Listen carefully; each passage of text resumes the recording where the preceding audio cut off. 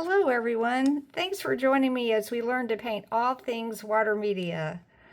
The first thing we need for painting is a few good supplies, not a lot of supplies. So for big impact, start simple.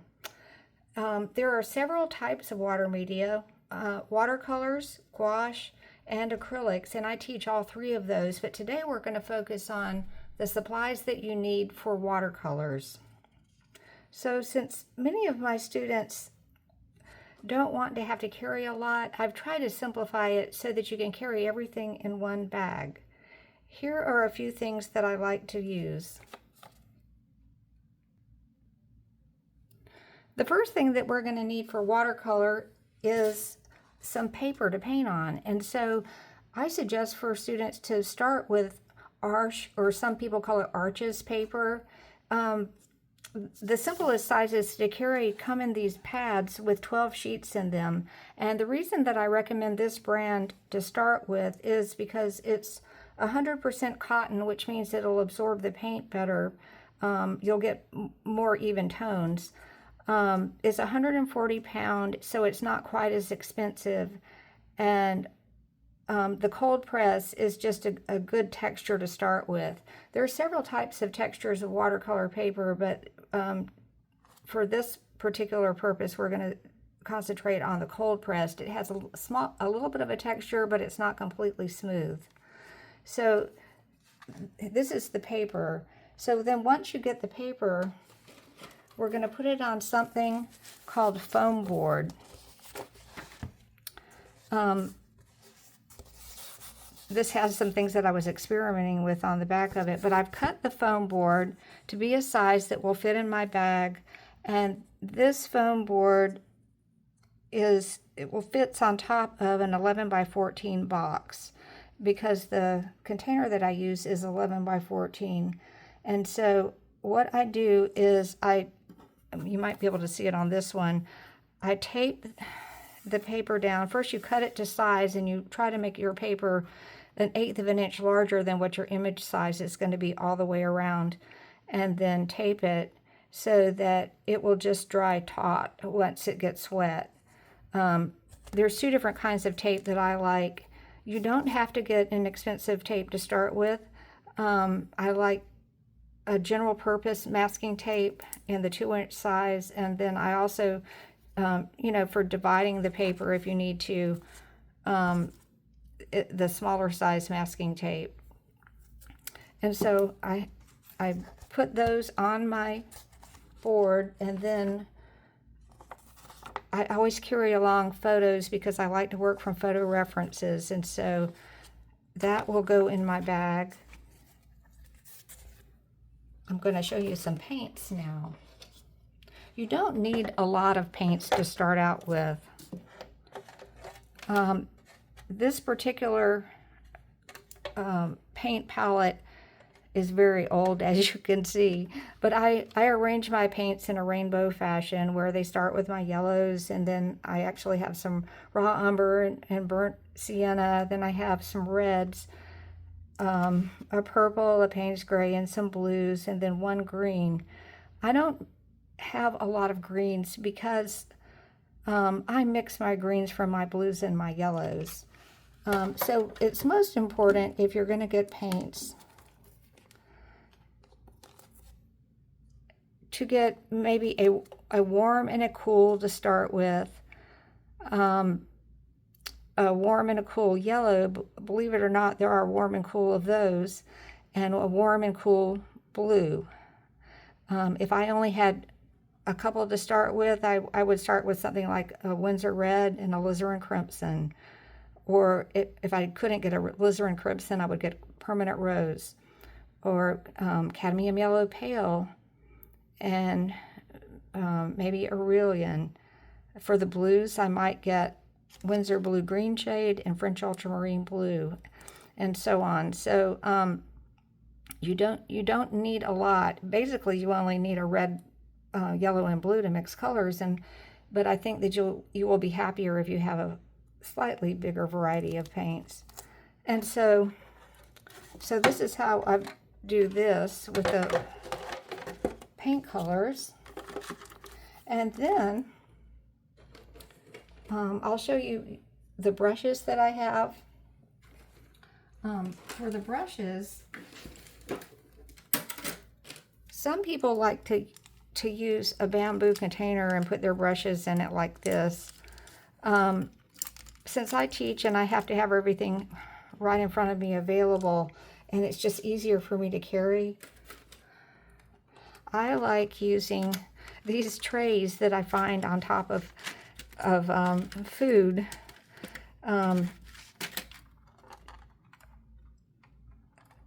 These were just on top of food trays, and like sushi or a bento tray. And you have to be very careful that you don't, poke the ends of your brushes to the end of the tray. So that's why some people do like to carry these bamboo or other types of brush carriers where it will protect the ends of the brushes. So for the types of brushes that I like, you don't need as many as I have right here, but these are my favorite brushes. First of all, I think that it's been an old tradition that most people will start with a round brush of some kind. This Princeton round is great. There are other brands. They are sable brushes, and sable holds a lot of water. They're natural hair brushes. Also, I like synthetic brushes as well. These are old Robert Simmons brushes that are round brushes. They look pointy, but they're round because the ferrule is round on them. So I also like small round brushes that almost look like they're liner brushes. Winsor Newton Series 7 is great. They are sable brushes. They get good fine points on them. Also, this is a synthetic brush script liner that I purchased somewhere at a big box store, but it's also very good. For long, thin lines, rigger brushes are excellent. This is a great number 2 brush that when you wet it, it has a very fine point, and you could get some very fine looks with that. Also, these are dagger brushes that I like. Dagger looks like a flat brush with an angle, but this is the bristles on it are longer than a regular angle brush. So these are great brushes.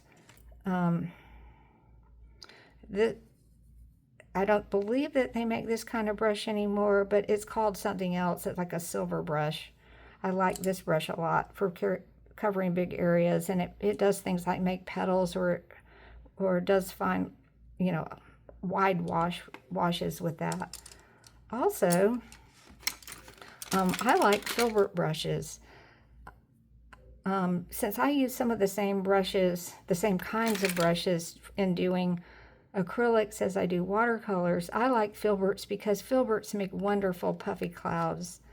And they also do other very soft, petals, or anytime that you need a rounded brush for something, I think it's a really good point. It's flat, but it's round at the same time. And they come in all different sizes. I also like flat brushes. I don't think I could live without a flat brush in watercolor as you're putting down washes over large areas.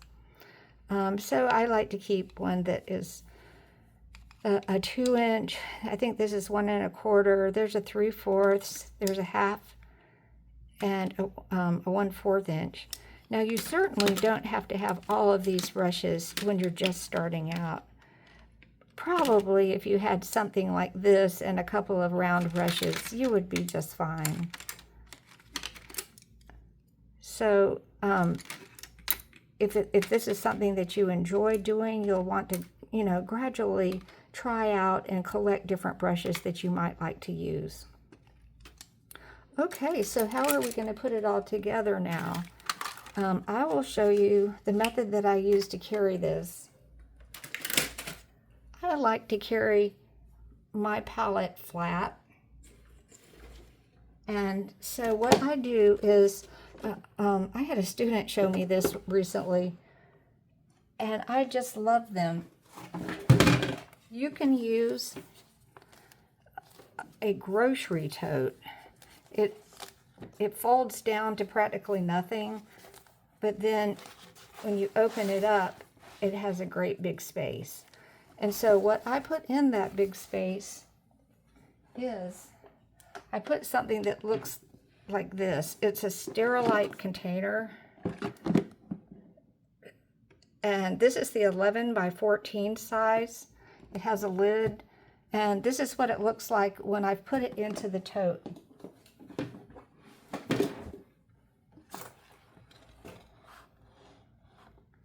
So as you can see, I can fit all kinds of things. It kind of gives the tote a little bit of stability, and if I need to put the lid on it, I can. But with everything this way, just for the sake of time, I'm going to tell you a little bit about what's in here. I keep a spray bottle for water.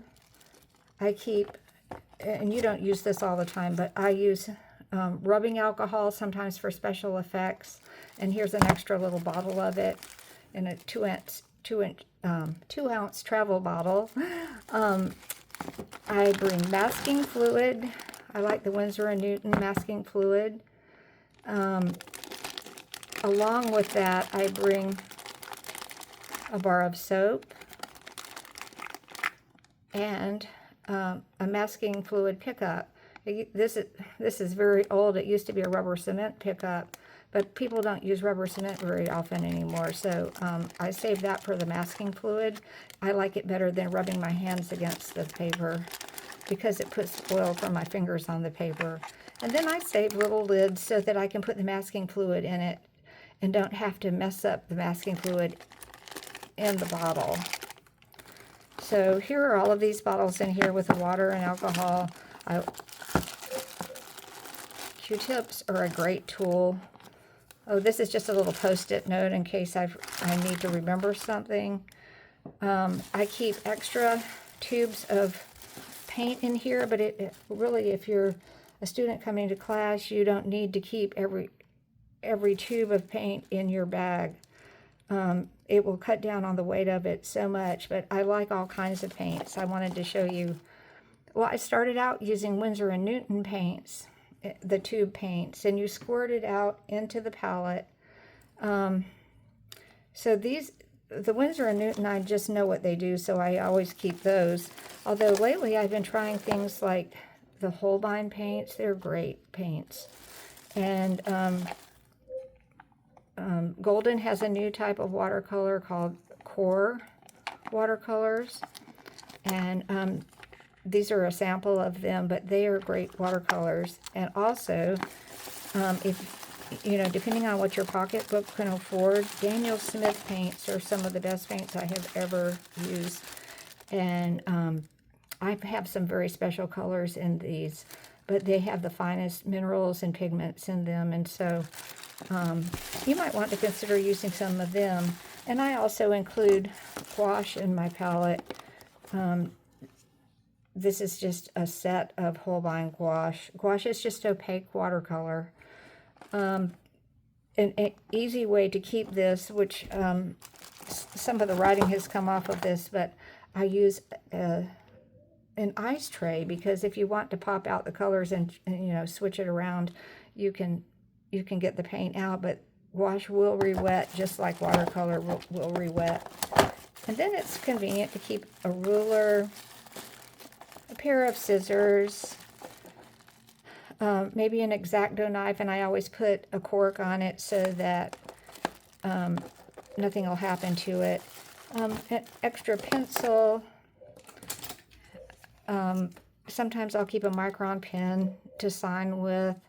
Other people like to sign, you know, with just the paint itself, but it's always helpful to have a pencil and, you know, a Sharpie marker with you. Who knows what for, but it's really good to have all of those kinds of things.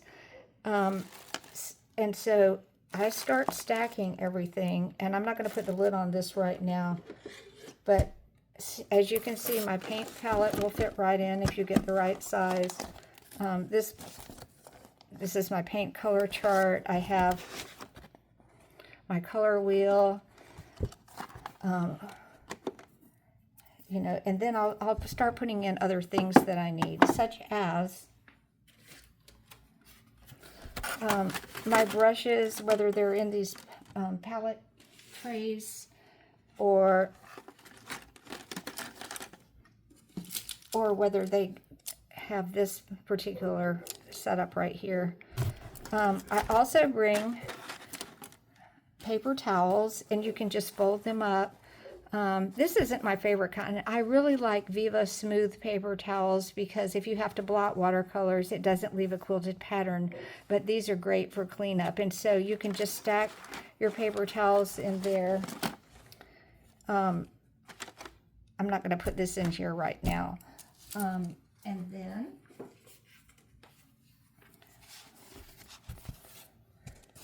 my project and my paper. And also, one thing that I like to do is that I like to use a little pad for thumbnail sketches. And so you can keep a pad for thumbnail sketches, such as this is a Canson mixed media pad. It's really good for all kinds of notes. And another type that it's really good to keep with you is a smaller one, the Canson Graduate. These come with all kinds of different surfaces, but they are great for thumbnail sketches, so you don't have to carry so much. And also, one thing more. Tracing paper. Sometimes when you're doing something very detailed and you're working from your own photograph or your own copy, not somebody else's, you can trace the details, and then you can use something called graphite paper. You would use Ceril wax-free graphite paper. There may be other brands out there that are wax-free that I don't know about, but I like this brand. It has the graphite side and then the side that's, you know, doesn't come off on your hand. I cut them into small pieces and put them in a little page protector like this so it doesn't get on everything. And then put my notes in here. And then that is it. So I really enjoyed telling you about supplies tonight. And if you would like to join my channel, just hit a like and subscribe. I'm growing that right now, and I will have many more tutorials to come. I hope to be painting in front of you more often. So thank you so much for taking the time to watch, and have a good night. Bye.